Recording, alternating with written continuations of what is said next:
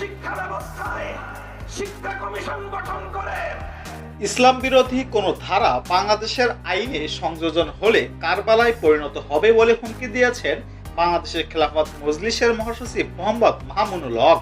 দুপুরে শেরপুরের শহীদ তারক আলী পৌর পার্কে গণহত্যার বিচার ও নৈরাজ্যবাদের বিরুদ্ধে গণসমাবেশে তিনি এসব মন্তব্য করেন।